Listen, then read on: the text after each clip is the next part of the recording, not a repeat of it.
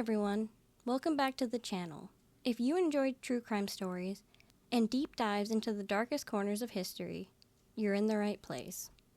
Before we jump in, don't forget to hit that like button, subscribe if you haven't already, and drop a comment to let me know your thoughts or cases you'd like to see next. It really helps the channel grow and keeps the content coming. Now, let's get into today's story. William McKinley Jr. was born in 1843 in the quiet town of Niles, Ohio, the seventh of 9 children in a working-class family. His parents, William McKinley Sr. and Nancy Allison McKinley, came from sturdy pioneer stock.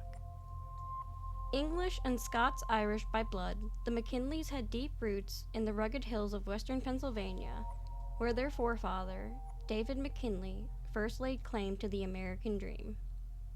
William Sr. had been born in Mercer County, Pennsylvania, in a place called Pine Township.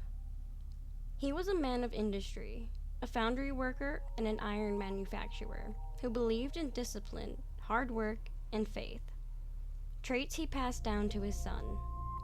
First elected in 1896, McKinley came to office as the country reeled from the economic collapse of the Panic of 1893. His victory over the fiery Democrat William Jennings Bryan signaled a shift, not just in leadership, but in national identity. Under McKinley's watch, the United States not only returned to prosperity, it emerged as an empire. His leadership during the Spanish-American War in 1898 brought swift victory and new territory: Puerto Rico, the Philippines, and Guam. In 1900, he faced Bryan once more and won again, this time with ease. American public saw stability and growth, a president steering the nation into the modern age. Leon Czolgosz was born in 1873 in Detroit, Michigan, the son of Polish immigrants chasing the promise of a better life in a rapidly industrializing America. But the promise quickly gave way to struggle. The Czolgosz family moved constantly across the Midwest as Leon's father, Paul, scraped together whatever factory or farm work he could find. For a time, Leon followed the same path, working in a Cleveland factory, silent and diligent, until 1893, when he lost his job during a heated labor dispute. That same year, the Panic of 1893 threw the nation into economic freefall. Jobs vanished, banks collapsed, ordinary Americans were left desperate and angry, including Leon. He drifted from job to job, from town to town, and from faith to fury. Haunted by poverty and disillusionment, Czolgosz began attending political lectures and radical meetings, searching for answers. What he found was anarchism. By the turn of the century, anarchism had become a word Americans feared. In Europe, anarchists had assassinated kings and prime ministers. In Chicago, they were blamed for the 1886 Haymarket bombing. And in 1901, simply calling yourself an anarchist in public could be considered a crime. 2 American presidents had already been struck down by assassins: Abraham Lincoln in 1865 and James A. Garfield in 1881. Still, President William McKinley refused to live in fear. He believed in openness and in connection with the people. In Canton, Ohio, he would walk to church with no escort. In Washington, he and his wife often rode through the Capitol without a single guard. But in 1901, that openness would become a fatal mistake. Leon Czolgosz had found his cause. Now, he needed a target. On March 4th, 1901, William McKinley takes the oath of office for a second time. His inaugural address is brief, measured, focused not on war or conflict, but on trade. To McKinley, America's next great battle would not be fought on the battlefield, but in the global marketplace. McKinley, a longtime champion of protective tariffs, credited the Dingley tariff, passed during his first year in office, with pulling the nation out of economic collapse. Now flushed with industrial success, he had a new vision: to open foreign markets to American goods. Reciprocal trade agreements, negotiated country by country, was his next frontier.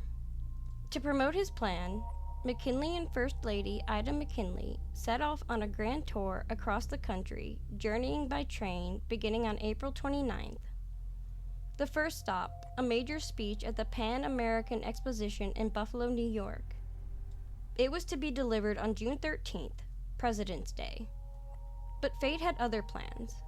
While in California, the First Lady grew gravely ill, so ill that for a time many feared she wouldn't survive. Though she recovered in San Francisco, the president made a difficult decision. The rest of the tour would be canceled. McKinley returned home to Washington, and then to Canton, Ohio, to rest, to govern, and to rewrite what would now be a September speech in Buffalo. He spent the summer quietly, revising his message, planning his policies, and overseeing renovations to his beloved home.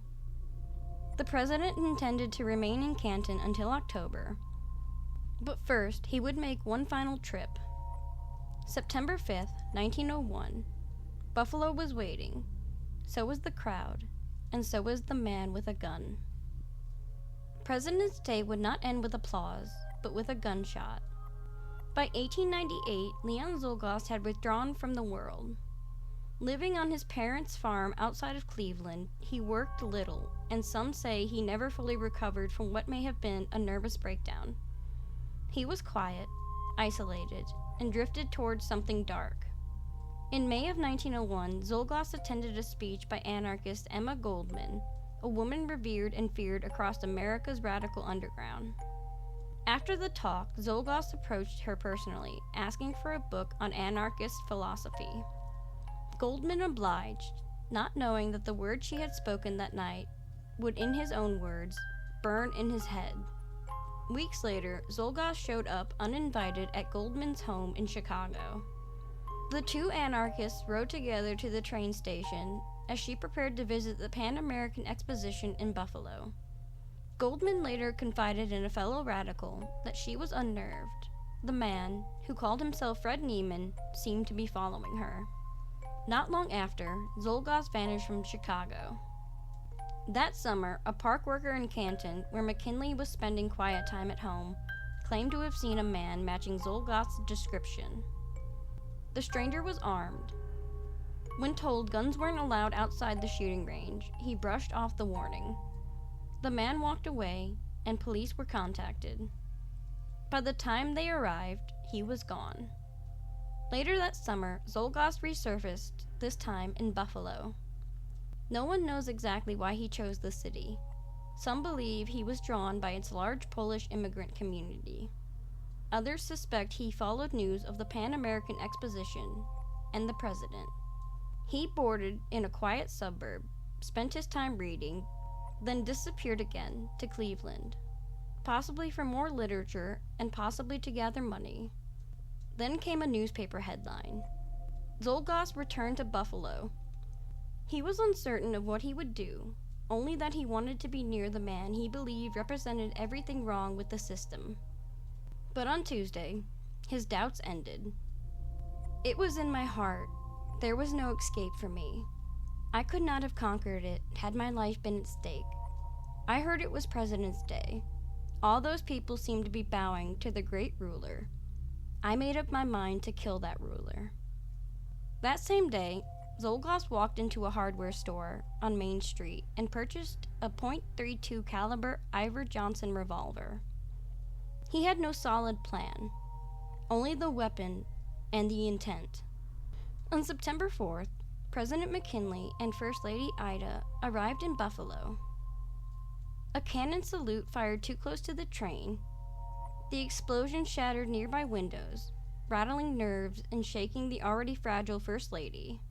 Onlookers panicked, shouting, "Anarchists," a word that would soon become prophecy. Czolgosz shoved forward through the crowd, but the president was too well guarded. That day, he would not strike, but he wasn't finished. Tomorrow, he would try again. The Pan American Exposition was a celebration of American innovation, power, and optimism. And on September 6th, President's Day, The centerpiece of it all was the arrival of William McKinley. The president had addressed a massive crowd the day before, speaking of peace, trade, and prosperity. Now, he would meet the people face to face in a receiving line at the exposition's crown jewel, the Temple of Music. The Temple of Music was grand, beautiful, and unprotected. McKinley insisted that there be no barriers between himself and the public. He wanted to shake hands, to be seen, to be trusted. But in that crowd, waiting silently, was a man who saw the president not as a leader, but as a tyrant.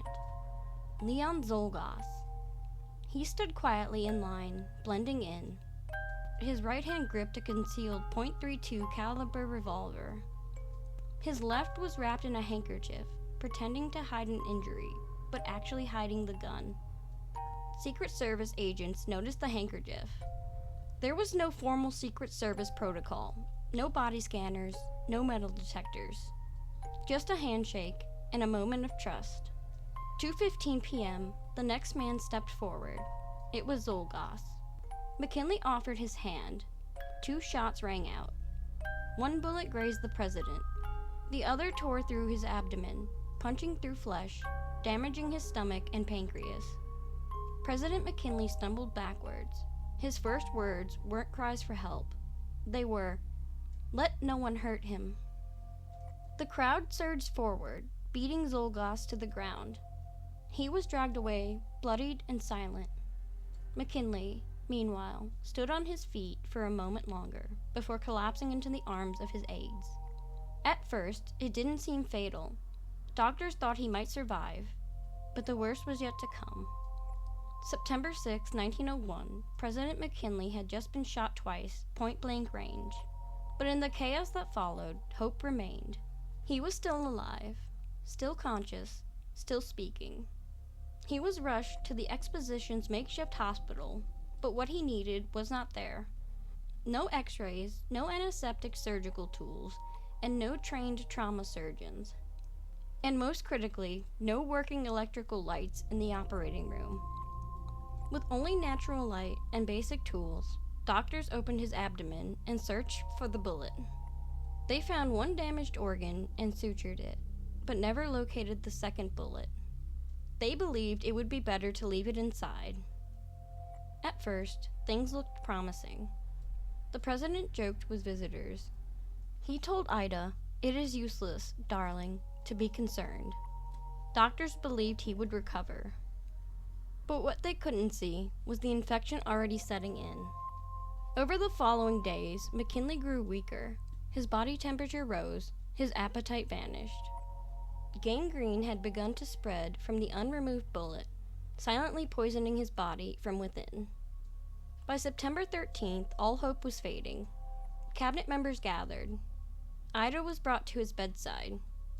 And early on the morning of September 14th, President William McKinley took his final breath. His last words were whispered in the presence of his wife. "Goodbye, all, goodbye. It is God's way. His will be done, not ours." The 25th President of the United States was dead. And America, stunned by a single act of domestic terror, now turned its eyes to justice. And to the young Vice President who would soon be sworn in, Theodore Roosevelt. The assassin, 28-year-old Leon Czolgosz, was in custody. He had been caught within seconds of pulling the trigger, and now the nation demanded justice.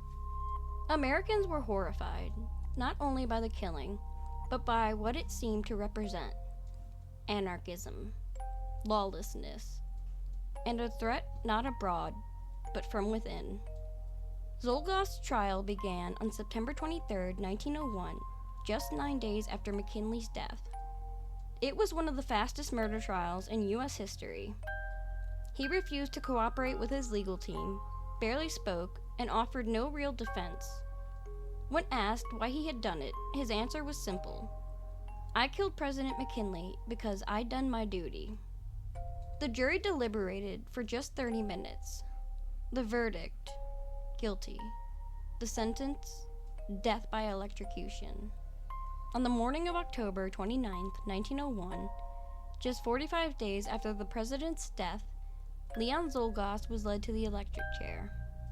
Witnesses described him as calm, emotionless, and detached. His last words were, "I am not sorry for my crime. I am sorry I could not see my father." Czolgosz was declared dead at 7:14 a.m. His body was unclaimed, and his remains were dissolved in acid, so no sympathizers could claim a martyr. The assassination of William McKinley shattered America's sense of safety and ushered in a new era of political security and presidential protection. In the wake of the killing, Congress officially tasked the Secret Service with guarding the president, a role that continues to serve to this day.